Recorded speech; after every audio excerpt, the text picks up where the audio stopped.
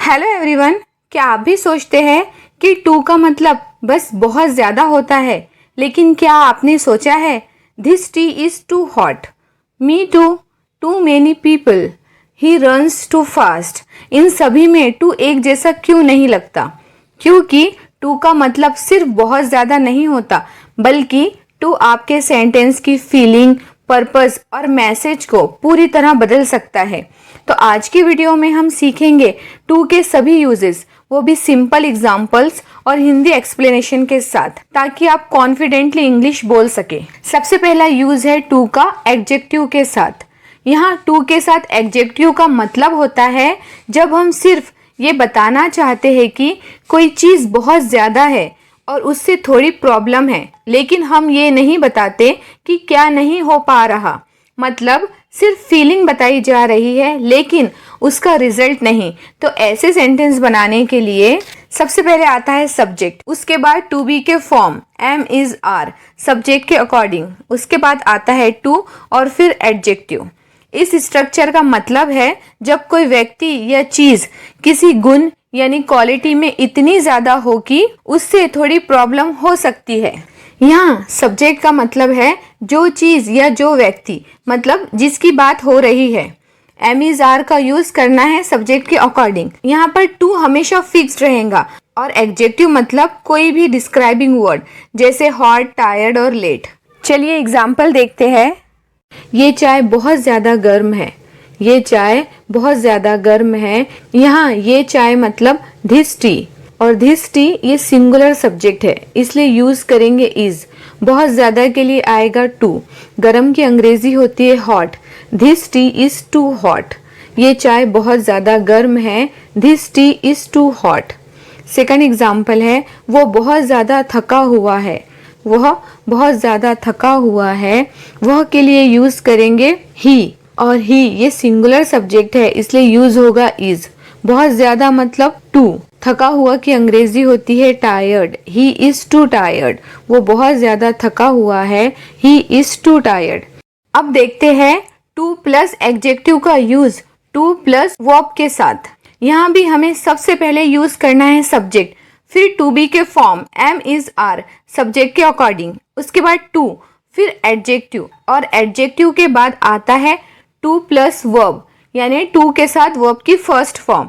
ये स्ट्रक्चर तब यूज होता है जब आप ये बताना चाहते हैं कि क्वालिटी इतनी ज़्यादा है कि कोई एक्शन नहीं हो पा रही। मतलब यहाँ फीलिंग के साथ रिजल्ट भी बताया जाता है कि क्वालिटी इतनी ज़्यादा है कि कुछ नहीं हो पा रहा, यानी इतना कि अब ये काम नहीं हो सकता। इसमें हमेशा दो चीज़ें होती है, पहली कोई क्वालिटी या स्थिति, और दूसरी एक ऐसा काम जो अब पॉसिबल नहीं है। चलिए एग्जाम्पल से समझते हैं। ये चाय इतनी गर्म है कि पी नहीं सकते। ये चाय इतनी गर्म है कि पी नहीं सकते। ये चाय मतलब धिस टी। फिर आएगा इज, इतनी गर्म के लिए यूज करेंगे टू हॉट, और फिर पी नहीं सकते। यहाँ ये हमारा दूसरा भाग है। यहाँ हमें टू के साथ वर्ब की फर्स्ट फॉर्म का यूज करना है।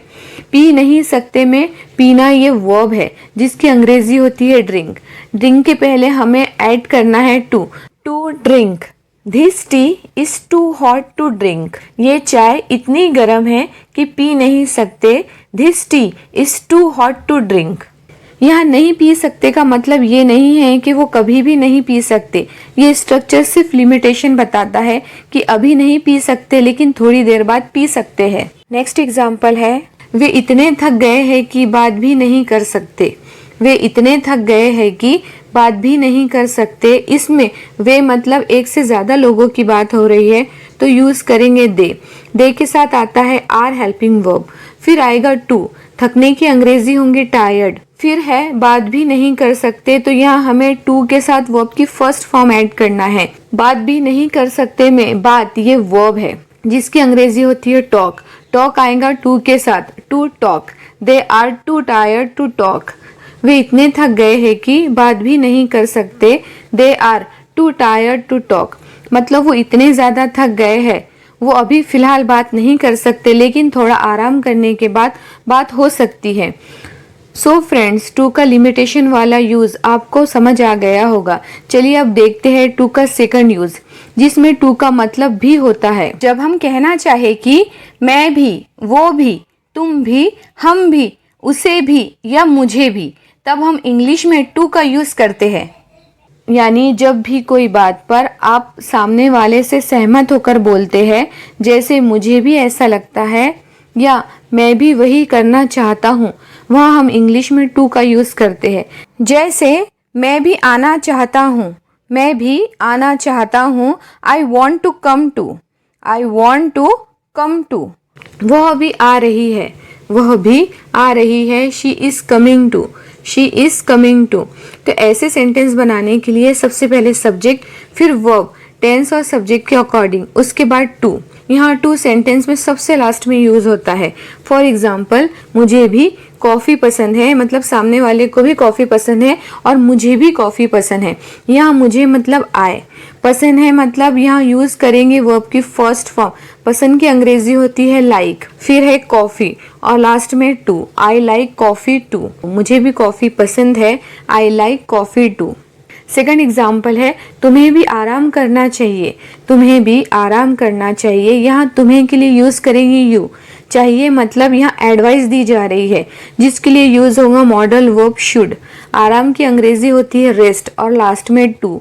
यू शुड रेस्ट टू, तुम्हें भी आराम करना चाहिए। यहाँ पर कोई एडवाइस दे रहा है कि वो आराम कर रहा है, तो तुम्हें भी आराम करना चाहिए, you should rest too. So guys, जब कोई एक काम कर रहा हो और आप भी कहना चाहते हैं कि दूसरा इंसान भी वही काम कर रहा है, तो हम इंग्लिश में बोलते हैं टू। तीसरा यूज है टू का मच और मेनी के साथ। जब टू के बाद आता है मेनी या मच, तो तब टू का मतलब होता है इतना ज्यादा कि परेशानी हो जाए। सबसे पहले देखते हैं टू मच को।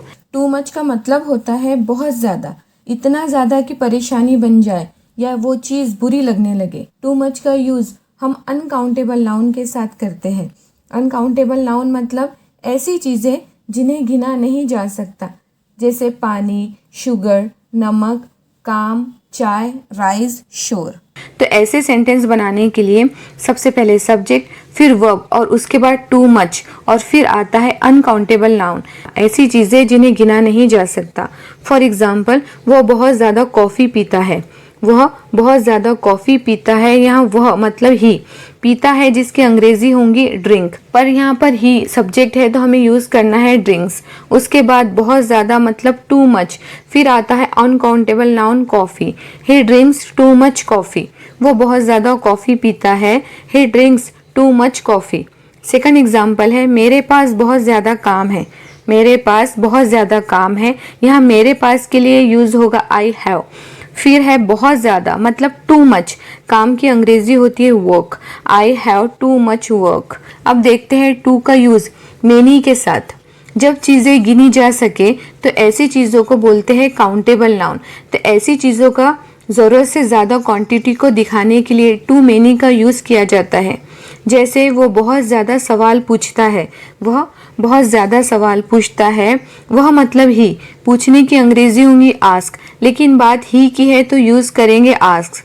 फिर आएगा टू मेनी, सवाल की अंग्रेजी होती है क्वेश्चन, लेकिन यहाँ ये याद रखिए मेनी का मतलब ही होता है बहुत सारी, और हम यहाँ टू मेनी यूज कर रहे हैं मतलब इतनी ज्यादा चीजें कि परेशानी हो रही है, इसलिए टू मेनी के साथ प्लूरल काउंटेबल नाउन का ही यूज करना है। इसलिए यहाँ क्वेश्चन नहीं क्वेश्चंस का यूज करेंगे। He ask too many question, वो बहुत ज्यादा सवाल पूछता है, he ask too many questions. Second example है, यहाँ बहुत ज्यादा लोग हैं, यहाँ बहुत ज्यादा लोग हैं, there are too many people here, there are too many people here.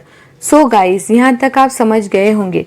अब देखते हैं टू का यूज एडवर्ब के साथ। एडवर्ब मतलब कोई ऐसा शब्द जो ये बताए कि काम कैसा हुआ, जैसे स्लोली, लाउडली, क्विकली या फास्ट। और टू एडवर्ब का मतलब होता है कोई काम इतना ज्यादा जोर से, तेजी से या जल्दी किया जा रहा है कि वो गलत लगने लगे या प्रॉब्लम क्रिएट करे।